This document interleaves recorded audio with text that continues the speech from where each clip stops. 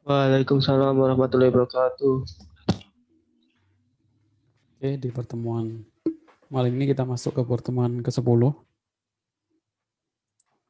Di pertemuan ke-10 kita lanjutkan materi yang kemarin kita bahas tentang eh, pengujian dari sisi user experience ya, yaitu usability test. Salah satu tahap dalam usability test adalah pembuatan prototype sebelum melakukan development. Nah, sekarang kita bahas tentang prototyping atau pembuatan prototype. Di pertemuan ini nanti kita masing-masing akan praktek tugasnya, yaitu membuat prototipe masing-masing aplikasi yang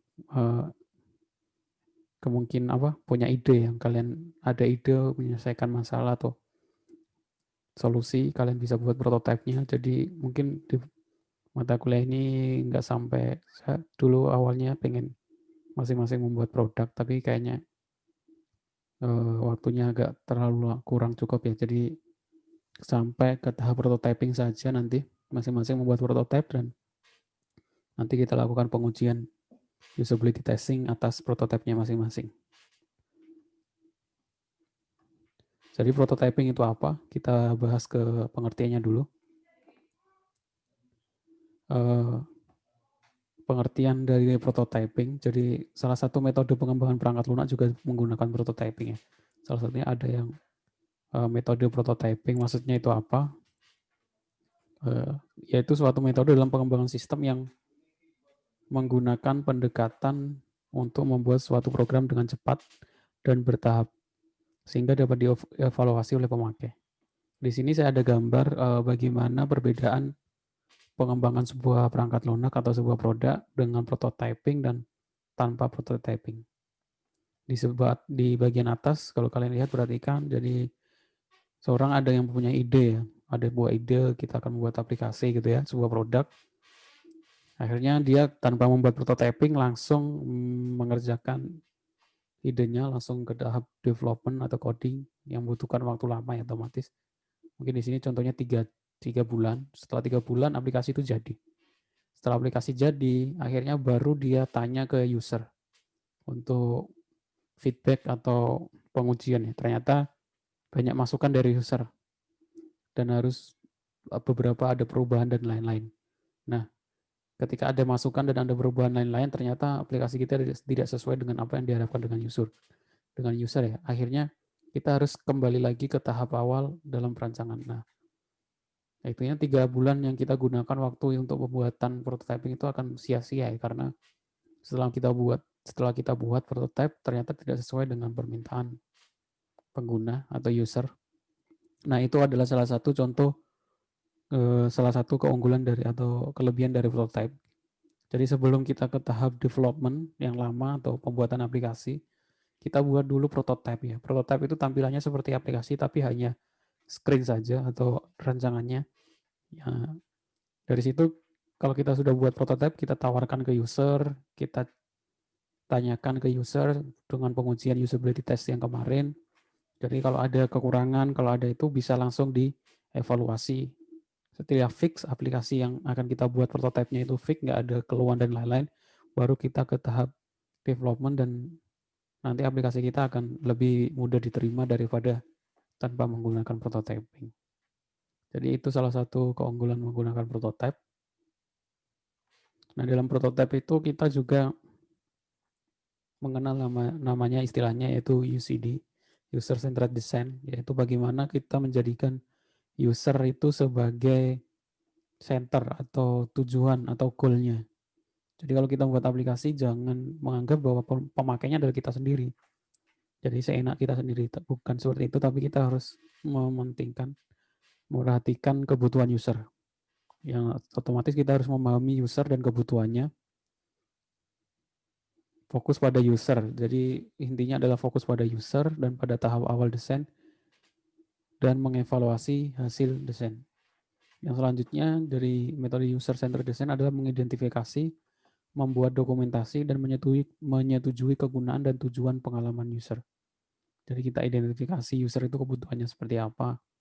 Jadi jangan, kadang apa yang kita inginkan atau kita rencanakan itu belum tentu bisa diterima oleh user ya, karena eh, pengetahuan atau kemampuan tiap orang kan beda-beda. Kalau kita sudah terbiasa menggunakan aplikasi mungkin sudah paham, tapi bagi orang awam yang belum pernah menggunakan aplikasi akan pengalamannya sedikit berbeda ya. Selanjutnya, perulangan hampir dapat dipastikan karena para perancang tidak pernah berhasil dalam satu kali proses. Dalam pembuatan user-centered design itu otomatis perulangan itu pasti ada ya, karena kita ulang-ulang lagi untuk perancangan yang nggak mungkin kita langsung buat perancangan langsung jadi dalam satu kali proses ya. Pasti ada revisi-revisi dan lain-lain.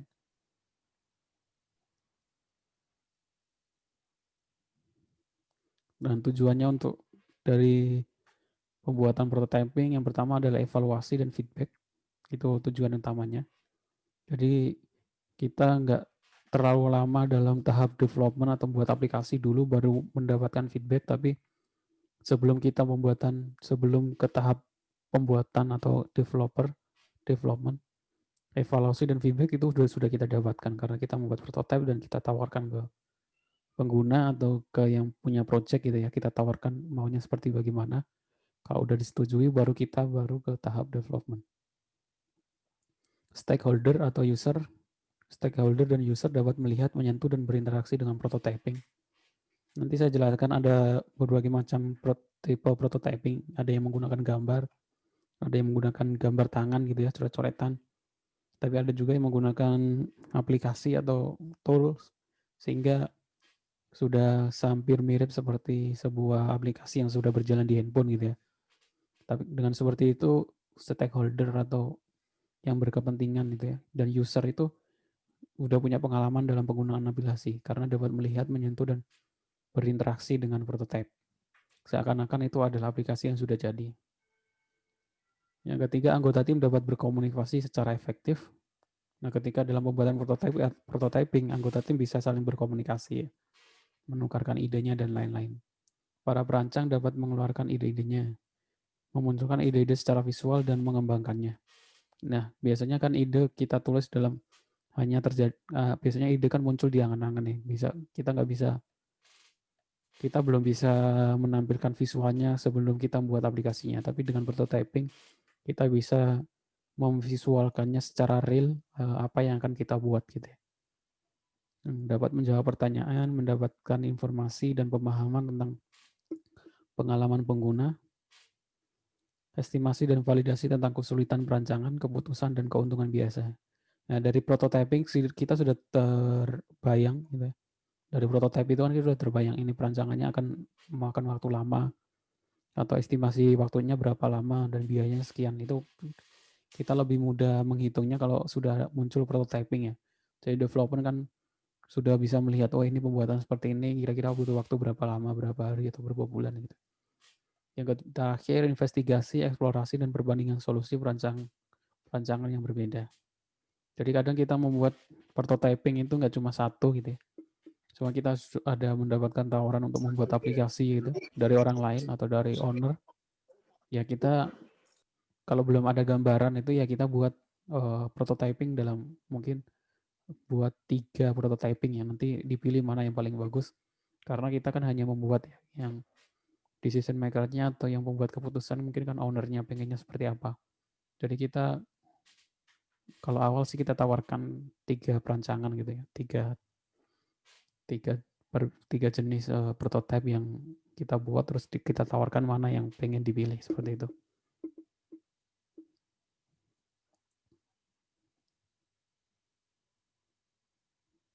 Selanjutnya tahapan-tahapan dalam pembuatan prototyping.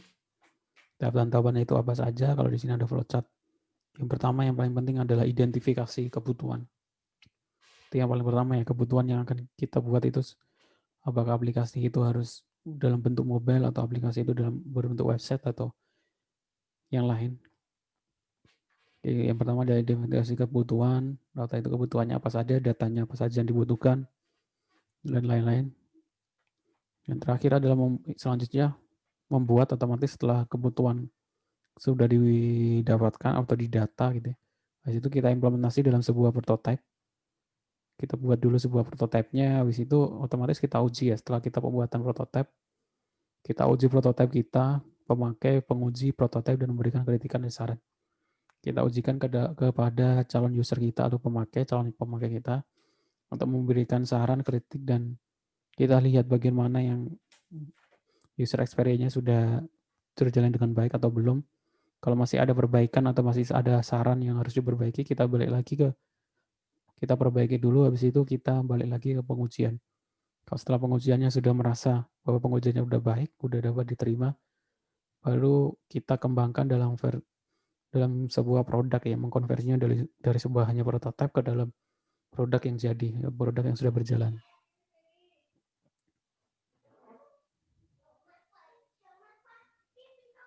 Selanjutnya adalah keunggulan-keunggulan dalam menggunakan prototyping.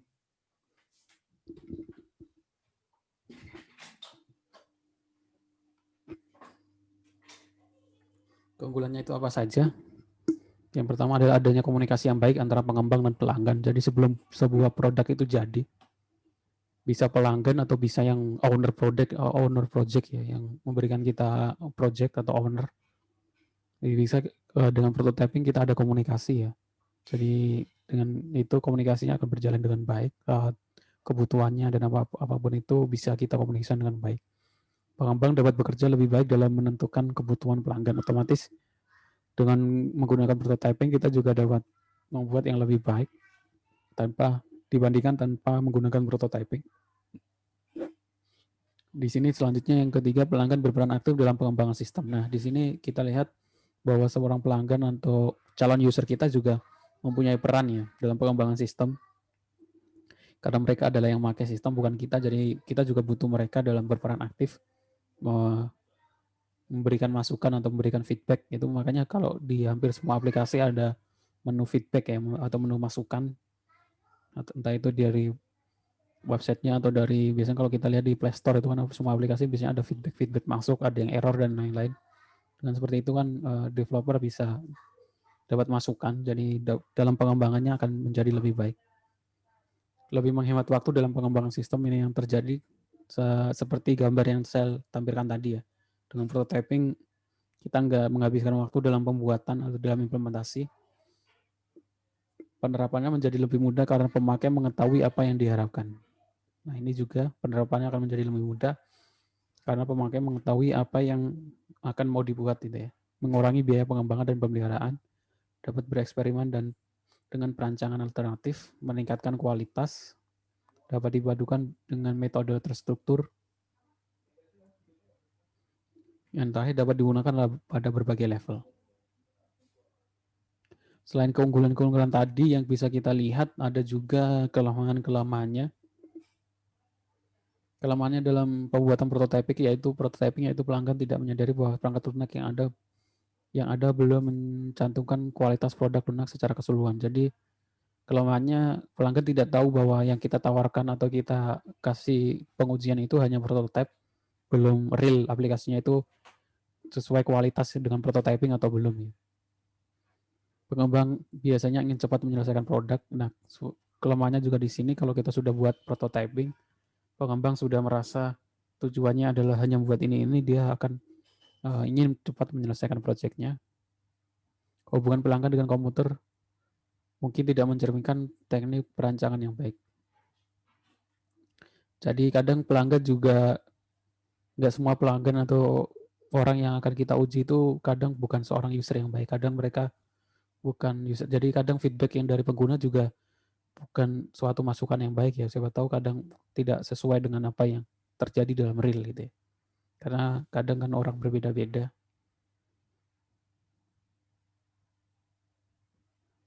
Dimensinya ada penyajian, ada lingkup, executability, maturation.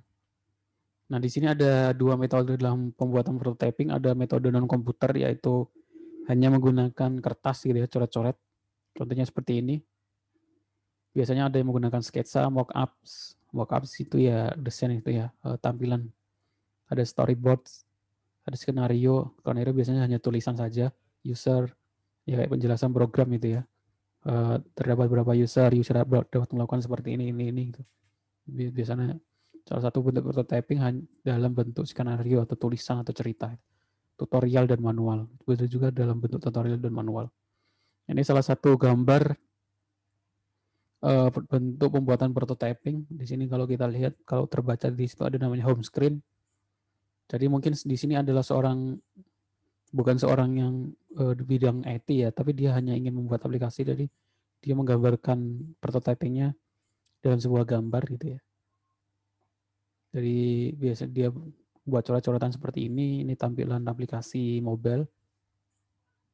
Ada home screen, ada ini home screen juga, tapi halaman depannya itu ya, ada beberapa menu itu.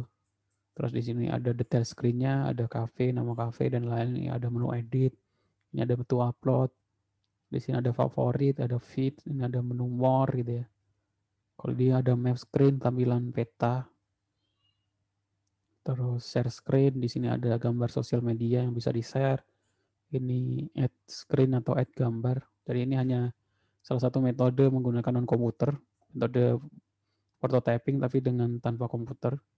Dulu biasanya orang seperti itu ya, dulu mungkin 15 atau 20 tahun yang lalu yang terlalu banyak tool dalam pembuatan aplikasi atau biasanya hanya coret-coretan pakai kertas.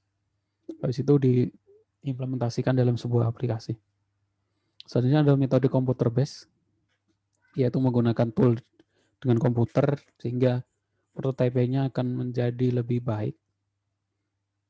Jadi bisa menirukan lebih banyak kemampuan sistem, pada umumnya hanya beberapa aspek atau fitur. Nah ini yang penting, jadi prototyping kadang nggak menampilkan semua dari home, login, logout, tidak ganti password dan lain-lain, enggak ya. Tapi hanya mengambil beberapa aspek atau fitur yang penting saja. Jadi yang dibuat prototyping itu hanya bagian-bagian dari aplikasi yang penting saja, hal-hal yang mungkin untuk yang nggak terlalu rumit seperti ganti password dan lain-lain mungkin nggak ditampilkan dalam prototyping. Dapat berpusat pada lebih banyak detail, para pemakai lebih segan untuk menyarankan perubahan sekali ketika mereka melihat prototype. Jadi ketika kita melakukan pengujian, kadang kalau kita menggunakan prototype yang sudah seperti aplikasi yang berjalan gitu, kadang mereka mau memberikan masukan juga segan karena merasa bahwa prototypingnya sudah bagus, sudah sesuai gitu ya. Karena sudah dalam bentuk aplikasi seperti aplikasi ya. Tapi kalau hanya bentuk gambar gitu kadang lebih mudah untuk ngasih saran dan lain-lain. Prototipe cepat digambarkan sebagai suatu metode berbasis komputer. Prototipe interaktif dikembangkan, umpan balik diperoleh dari kolega atau pengalaman pengguna. Nah, ini adalah tool-tool dalam pembuatan prototyping menggunakan komputer. Sebenarnya ada banyak, kalian bisa cari sendiri, cari yang paling mudah, yang paling ringan, dan sesuai dengan kebutuhan. Ada Marvel Apps. Marvel App yang kemarin saya jelaskan itu ternyata berbayar ya. Gratisnya cuma sekali project. Kita bisa login terus hanya kalau kita login dengan akun free hanya bisa boleh membuat satu kali project dan satu kali proses user test ya, user test. Jadi cuma satu kali. Kalau pengen lebih dari satu harus berbayar. Terus ada Just in Man. Just in Man itu kita install ke komputer, bentuknya seperti Photoshop, tapi kita bisa buat untuk pembuatan prototyping. Jadi kita download dulu. Kemarin saya download kira-kira 200 MB. Jadi kalian bisa install, nggak perlu koneksi internet. Terus ada Figma. Figma ini yang paling banyak dipakai sekarang karena gratis dan bisa berkolaborasi. Jadi saya buat prototipe dalam Figma, terus linknya saya share, orang lain juga bisa ngedit dalam waktu yang bersamaan ya. Jadi seperti GitHub gitu, seperti GitHub. Kalau GitHub menggunakan aplikasi, kalau Figma ini dalam bentuk prototyping bisa kita edit rame-rame banyak orang. Habis itu kita juga bisa share, kita buat prototyping, kita buat untuk user testnya juga bisa, kita install di aplikasi, kita download terus kita jalankan di HP juga bisa untuk ini ya testing, user testing Figma dan dia gratis. Ini yang paling lagi rame dibahas yaitu Figma, terus ada Axure, ada Adobe XD. Kalau Adobe XD pasti berbayar karena ini Adobe masih satu perusahaan dengan Adobe Photoshop, Adobe Premiere, Adobe After Effects dan lain-lain. Adobe Weaver ini semuanya berbayar. Jadi kalau pengen pakai crack ya nggak apa-apa, tapi ini nggak online jadi ini offline. Terus ada Flinto. Printo nggak tahu, saya belum pernah pakai, belum pernah lihat. Dari contoh Figma yang sudah jadi itu seperti ini. Saya kasih contoh. Ini kemarin ada pelatihan pembuatan prototyping menggunakan Figma. Nah, untuk tugasnya di minggu ini yang yaitu masing-masing membuat prototyping. Jadi ini tugas individu, enggak tugas kelompok. Jadi yang dibuat apa masing-masing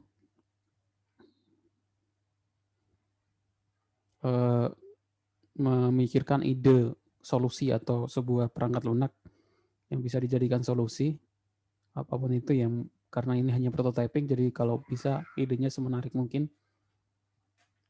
Sebuah solusi atau masalah apa, pertama kalian jelaskan masalahnya itu apa, terus kalian tawarkan sebuah perangkat lunak, sebuah solusi gitu ya. Terus kalian buat prototypingnya, nanti kalian bisa buat lewat Figma atau yang lain. Habis itu kalian buat laporannya, terus tampilkan link untuk prototypingnya. Jadi terus kalian kumpulkan di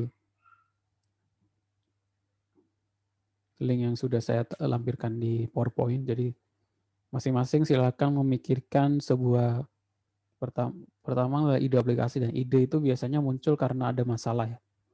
Jadi masalah apapun itu masalahnya yang kalian merasa bahwa harusnya sebuah masalah itu bisa mudah diselesaikan dengan sebuah aplikasi ya. Nah, karena ini adalah hanya ide saja, jadi kalian boleh berpikiran seliar mungkin aplikasi apa yang mungkin kalian bisa pikirkan gitu ya, yang kemungkinan kayaknya bagus kalau ada buat aplikasi. Kalau saya dulu kepikiran buat aplikasi seperti kayak dalam penanganan COVID gitu ya. Jadi harusnya di setiap handphone itu ada histori perjalanan gitu ya. Histori perjalanan kan di dalam handphone masing-masing ada GPS-nya gitu. Jadi ketika ada orang lain yang positif, dia mengaktifkan di HP-nya bahwa dia positif. Jadi ketika dia membawa HP-nya ke satu daerah gitu, terus dia bahwa dia positif, histori perjalanan dia itu dia bisa deteksi bahwa orang-orang di sekitarnya itu telah bersentuhan atau telah berinteraksi dengan yang telah positif, seperti itu. Atau terserah kalian buat aplikasi semenarik mungkin, tapi hanya bentuk hanya bentuk prototyping ya. Nah, buat prototypingnya bisa dengan Figma. Ini contohnya, ini agak lama ya, agak berat karena saya pakai Zoom, rekam di laptop sama ini contoh. Ini untuk halaman login saja nih. Kalian bisa buat halaman home dan lain-lain. Jadi Figma bisa kalian buat seperti ini. Jadi Figma kalau kita buka pertama kali itu tampilannya seperti sama seperti Photoshop ya, ada pembuatan kasih buat kotak dan lain-lain, kasih teks gitu ya. Habis itu kita jalankan seperti ini. Kalau kita klik, nah ini menu tadi ini adalah prototipe menu registrasi, ini prototipe menu login, ini prototipe menu home, informasi user gitu ya. Ini cuma contoh saja, ini cuma contohnya cuma seperti ini. Jadi kalian bisa buka Figma. Kalau enggak, kalian pelajari tutorialnya ada banyak. Kalian juga boleh ngambil icon-icon download gratis itu ya, gambar yang dibutuhkan untuk prototyping kalian.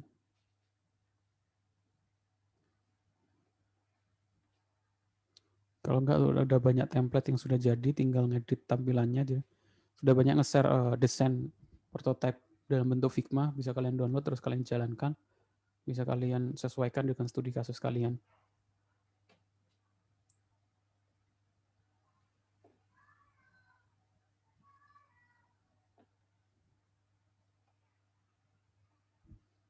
Ini kalau sini, ini saya nggak pernah buat ya, saya cuma ya modifikasi. Dari sini kalau saya udah banyak download, ada food delivery, ada desain prototype homepage dan lain-lain. Jadi kalian bisa Saya juga udah download ini untuk icon gitu ya. Jadi kalian bisa sesuaikan kalau kita create baru yang pertama kita harus tentukan dulu kanvasnya atau yang mau kita buat prototypingnya itu apakah aplikasi web atau aplikasi mobile gitu. Mobilnya pun nanti ada apa yang resolusinya ukurannya iPhone 12 atau iPhone 11 atau iPhone 5 gitu. Atau tablet ataupun watch apa ya, aplikasi smartwatch.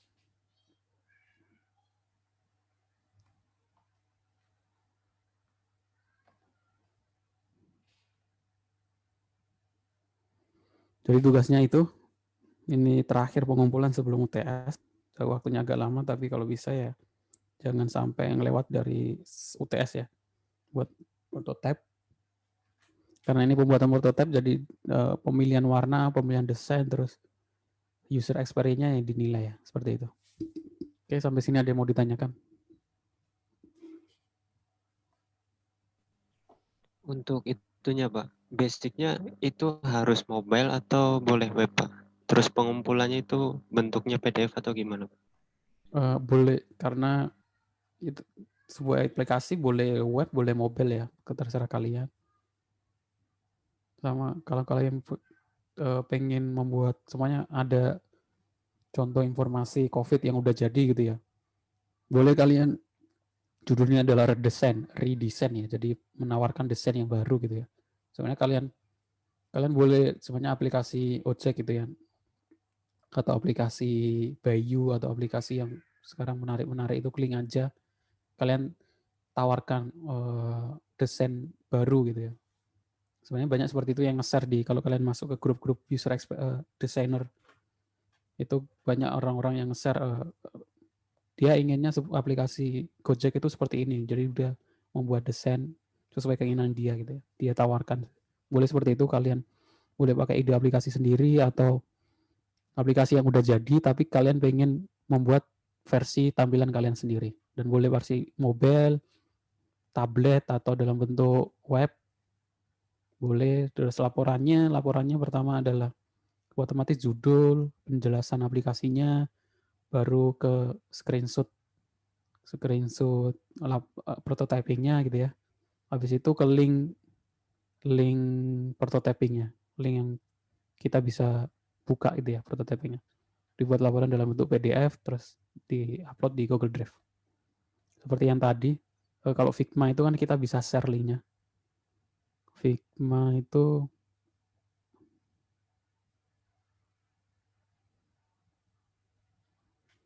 kayak ini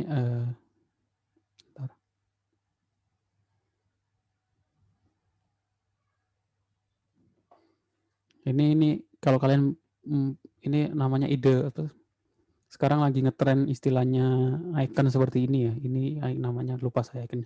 Ini kalian bisa download di Starbun di ini STUBB. Saya klik saja di situ kalian bisa download gratis icon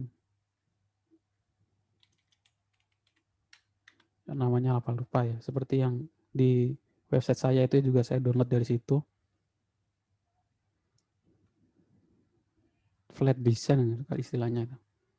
Kalian bisa download, nanti kalau kalian download bentuknya bukan JPG ya, bentuknya file Figma, terus kalau kalian bisa kalian buka dari Figma, nanti kalian open with project baru dalam bentuk file itu, kalau kalian buka dia akan muncul icon tadi, terus bisa ganti warna orangnya, terus dalam bentuk duduk atau baca buku dan lain-lain, itu bisa. Nah, di situ kita kalau sudah jadi kalian bisa boleh share linknya ya. Jadi kalian sama seperti Google Drive ini. Di sini ada tulisan share prototype. Kalau nggak ada ya mungkin bisa gambar aja cukup. Kalau pakai Figma sih ada share prototype, di sini bisa kita share. Linknya nanti taruh di laporan. Seperti itu. Ada lagi mau ditanyakan?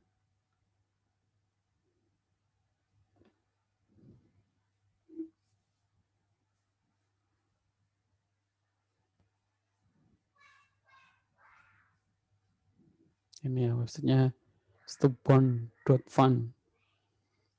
free Illustrator generator. Jadi untuk membuat Illustrator generator agak loading nggak bisa dibuka karena laptop saya agak lemot juga.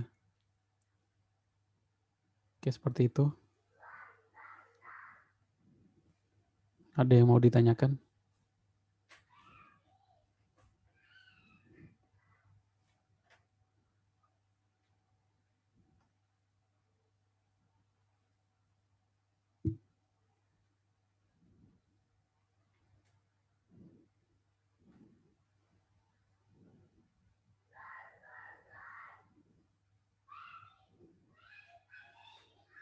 Jadi paling nggak kalian pelajari, terus kalian bisa gunakan nanti di pembuatan tugas akhir atau skripsi.